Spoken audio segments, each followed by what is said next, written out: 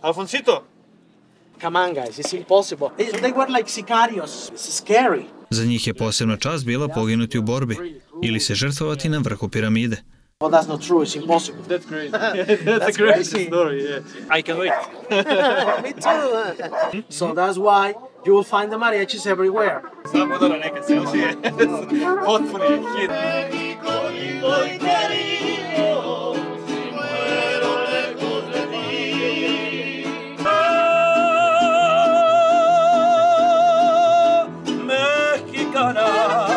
No, I mean... Gracias, amigos. Everybody gonna die. We are gonna die. Vjerojatno ću sažaliti zbog tog jednog dana, ali dobro, za sada je sve okej. Stojim na nogama, to je bitno. Gospodin Joža. Andrejeve pustolovine pratite i na Instagramu. U gradu koji ima 22 miliona stanovnika, teško je odlučiti šta snimati. Izbor je velik, ali postoje neke stvari koje su obavezne u slagalici koja nosi naziv Meksiko. Zbog toga stižem na prvu današnju lokaciju, čiji se naziv Xochimilco na astečkom navatli jeziku može prevesti kao plutajuća polja cveća. Xochimilco je poseban distrikt, a ono po čemu je najpoznatiji su ovi kanali, između kojih se nalazi mnoštvo poljoprivrednih ostrva, gde se između ostalog uzgaja i cveće, što su lokalci pametno iskoristili kao izvor zarade, pa postoji na hiljade gondola koje prevoze turiste glavnim kanalima. Nisam ovde zbog cveća, već samih kanala, koji su zapravo jedini ostaci astečkog kompleksnog sistema kanala i jezera koji su tada postojali u Meksičkoj dolini. Živeli su na manjim ostrvima jezera povezanim čvrstim zemljanim mostovima, pa je od 1987. Xochimilco na UNESCO-voj listi mesta svetske baštine u Amerikama kao svedočanstvo Azteka da naprave održivo stanište u sred negostoljubivog krajolika. Moj sagovornik danas bit će simpatični Alfonsito, koji inače i živi ovde. Alfonsito! Na mestu smo gde su nekada živeli Azteci. We are right now in Xochimilco, the place of the flowers.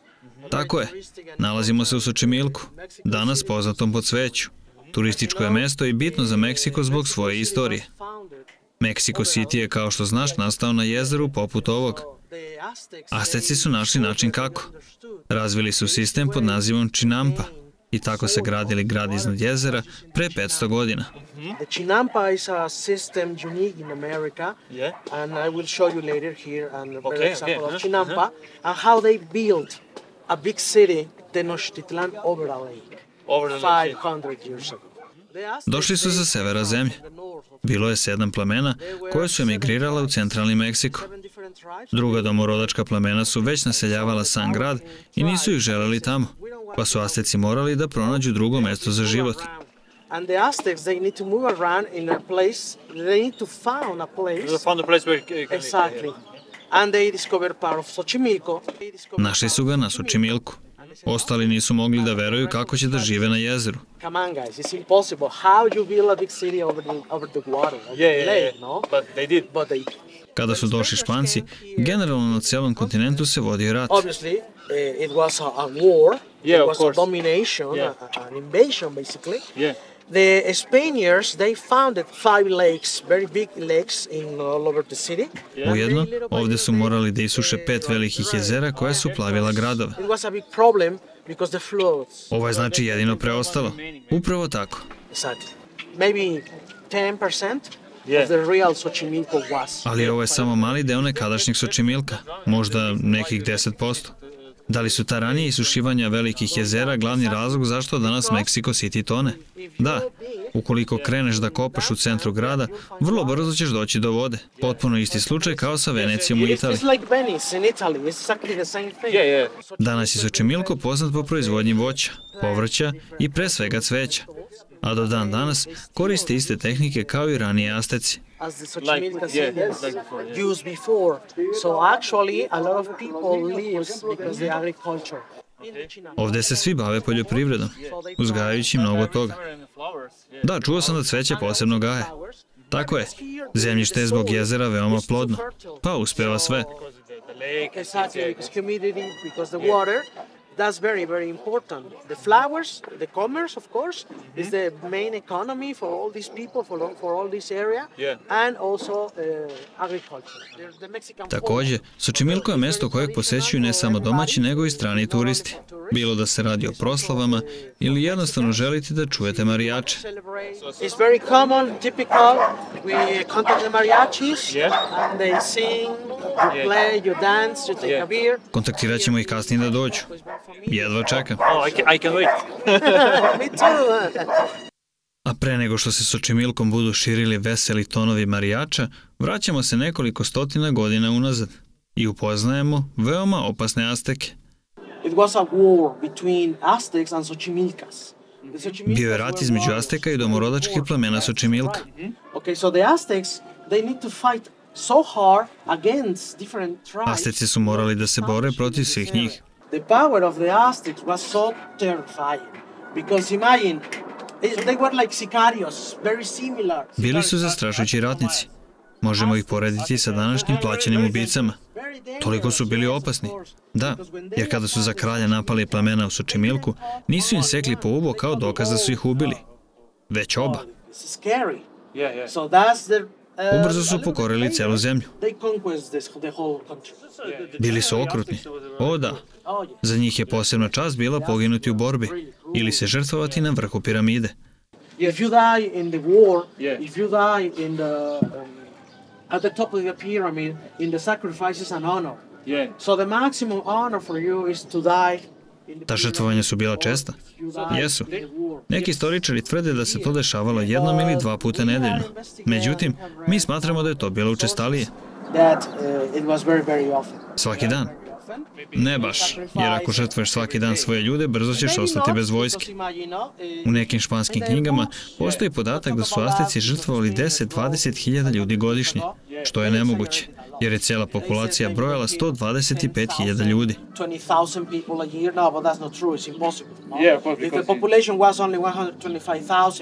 U specijalnim prilikama su žrtvovali ratne zarobljenike, s obzirom da su se Azteci borili protiv mnogih plemena u okruženju. So you are the king of the Xochimilcas, and I am the king of the Aztecs. So we need to fight because my students, my soldiers, they need to graduate. And you too. So let's make the war. Također sve je bilo stvar dogovora između vođa plemena, odnosno kraljeva. Ti imaš mladu vojsku, imam je i ja. Hajde da ratujemo, pa da nauče za sljedeće bitke. Okay, got it. So the next day, two armies are put together, they fight. And all the prisoners I will catch from your side, the same reverse. A upravo iz tih ratova sa obe strane su žrtvovani zarobljenici. Oni koji su se pokazali postali su generali i vojskovođe. Potpuno luda priča. Tako je. Posle ove mračne teme stiže nam i svetlost, u vidu marijačija, koji su bukvalno prešli iz njihove u našu gondolu. Mi Meksikanci smo po prirodi veseli ljudi, pa ako slavimo bilo šta, uvek zovemo marijače. Zato ih možeš vidjeti svuda. Inače, koriste izvali Alfonso Marcoli da se slika. Sam udara neke selfije. Potpuni je hit. Senjor!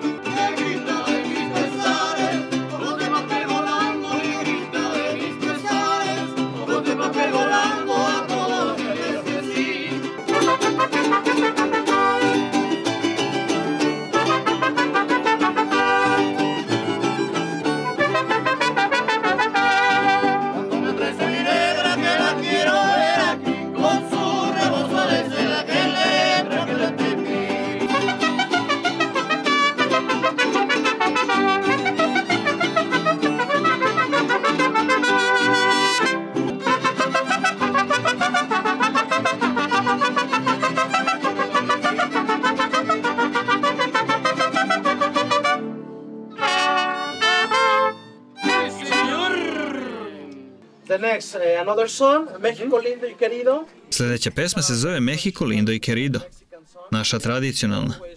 Ovdje imamo običaj da kažemo, ako ikada odeš preko okeana i napustiš Meksiko, moraš da čuješ ovu pesmu. I same reči to govore. Meksiko lepi i voljeni, ako umrem daleko od tebe, neka kažu da sam zaspao i nek me dovedu nazad tebi. Znači, ako čujem pesmu, mogu da umre. Ne brini, danas niko neće da umre.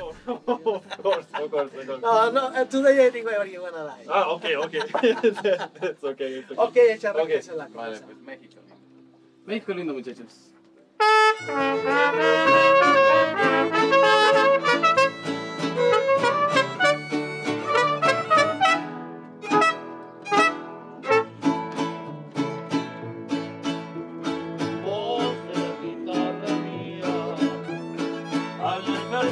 La mañana quiere cantar su alegría a mi tierra mexicana y yo le canto a sus volcanes, a sus praderas temblarán que son como talismanes en la de mis amores.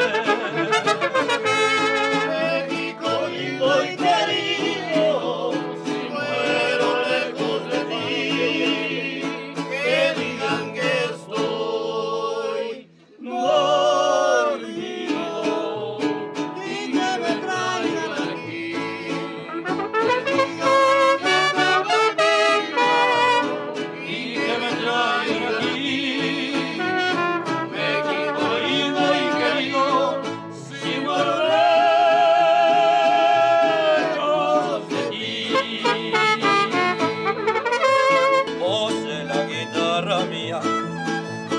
al despertar la mañana quiere cantar su alegría a mi tierra mexicana. México lindo y querido, si muero lejos de ti, que digan que estoy dormido y que me traigan aquí, que digan que estoy dormido y que me traigan aquí. México lindo y querido, si muero lejos de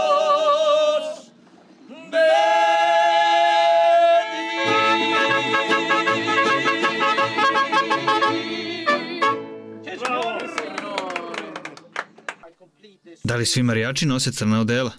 Da, ali mogu da budu i kompletno u belo. A gde su im šeširi? Uglavnom ih nose. Ne znam zašto ih sad nemaju. All the time the hat, but I don't know why today they use it. No sombrero, no sombrero. Es que aquí son muy famosos, como estamos en una trajinera pequeña, es complicado traer. Because the size, you know, because if they use here, Ne bi mogli da stanu ovdje, jer sombrero se zahtevaju mnogo prostora. they always Znači, danas samo ja nosim sombrero. traditional charro hat. Tako nekako. So today only me with sombrero. Exactly. Solo yo. Sljedeća stvar će biti brza. Sigurno ćeš je prepoznati. It's a very traditional and happy. It's a bit of energetic. So, Yeah. So it will be I like very fast. Yeah.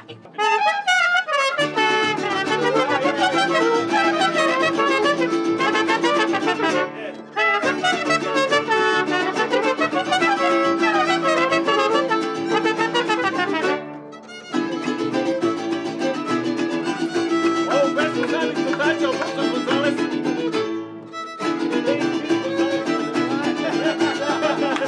Vini González.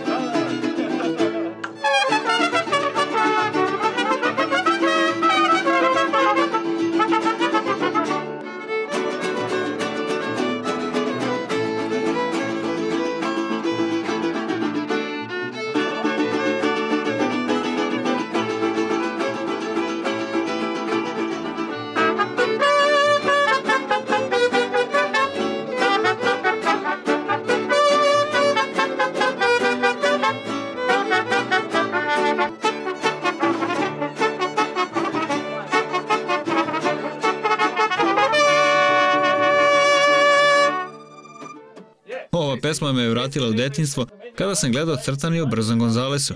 Bio je veoma popularan. Tako je. González. Dice que cuando él era niño se le recordó la canción de Speedy González que ponía con el maricón. Sí, cierto. Cantaba la de Cielito Lindo, Speedy González. Speedy González sang de Cielito Lindo, de cartoon. Perfecto, amigo. Gracias, amigos. Xočimilco danas je ekološki rezervat prirode, ali njegovi kanali propadaju zbog nelegalne gradnje velikog broja objekata koji zagađuju vodu. I bila bi prava šteta da u godinama koje dolaze nestane samo zbog potrebe ljudi da zarade na istoriji koje nestankom Xočimilca za naredne generacije neće ni biti.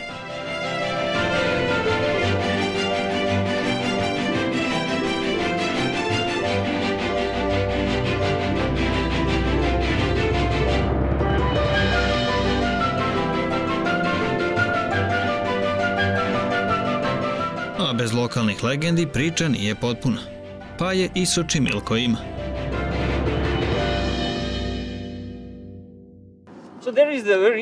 Rekao si mi da postoji posebna legenda o lokalnoj ženi. Da, La Llorona. Priča počinje 20 godina pre španskih osvajača. But the legend says that suddenly one day the people, the Aztecs, they hear a woman crying at night all the time. It was a very deep lament. Oh, my children. Oh, my children. Everybody gonna die. We are gonna die. Actually, at night. Ay, mis hijos. To znači da će nešto loše da se desi. Neka nesreća, poput zemljotresa ili poplave. When you hear that, it's because some tragedy is coming. Of course, For example, before one earthquake, or a flood, or something like that. Završavamo našu vožnju, a nisi mi rekao koliko ovde ima ovih gondola. Samo ovde u Xočimilcu ima 2600. 2,600. I uvek su puni. Da, to je ovde glavni izvor prihoda. Porodični je posao gotovo svih. So the main income are from those boats. The whole families, they live. It's very interesting. Zanimljivo mi je što su svi istih boja. Zašto je to tako? Ima li neki razlog? Ne. Mislim da je sve stvar dogovora u zajednici. Razlikuju se samo imena gondola i uvek su ženska. The only thing changed is the name. Yeah, of course. Nikita, Laurita, Beatriz. Ladies' names most of the time. Always. Okay. Andrejeve pustolovine pratite i na Instagramu. Kraj snimajućeg dana, koji je nekako došao u ranim večernjim satima. Koliko niste navikli da me vidite u ovom izdanju Energy Low, to je zbog toga što sam na nogama već 10 sati. Poslednji put sam jeo i bacio nešto u svoj želudac pre tačno 10 sati, to je bio doručak i to neki oskudni. Nisam siguran da sam pio ni vodu. I onda kada mi je energija došla skroz do minimuma, odlučio sam da šta, snimam dalje. Vjerojatno ću zažaliti zbog tog jednog dana, ali dobro, za sada je sve okej. Stojim na nogama, to je bitno. U modernom delu grada sam. Zato sam i poneo laptop kako bi uhvatio onaj internet paratodos, kako bi pronašao lokaciju zbog koje sam ovde. Na jednom sam vrlo zanimljivom mestu. To je ono, ja generalno ovo ne radim. Nema šansi da bih uradio bilo gde drugde u svetu ili u bilo kojoj drugoj prilici. Međutim, vidjet ćete o čemu se radi, pa ćete onda shvatiti zašto sam gladovao i zašto sam propustio ručak i zašto ću u stvari večerati ručak. Odnosno ručati večer, da bi šta pričao. O čemu se radi, sada ćete vidjeti. Dakle, da li vam je sad jasno zašto sam propustio ručak i zašto sam na ivici da padnem u nesvest jer nemam energije? Gospodin Joža, iznad mene, otac mnogih pionira, ili šta je već bilo. Ja sam bio Tito pionir, a on je naravno dobio svoje mesto u najpoznatijem parku u Meksiku, najvećem, 2 puta veće od čuvenog njujorškog Central Parka. Chapultepec.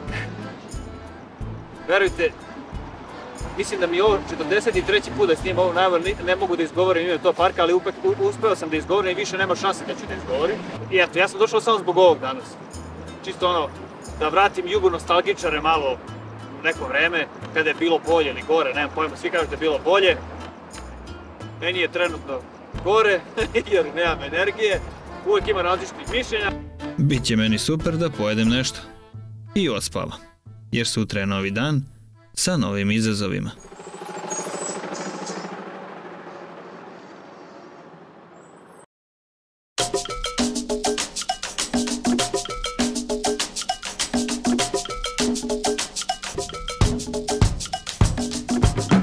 Manga! Manga! Trip! Trip! Jej!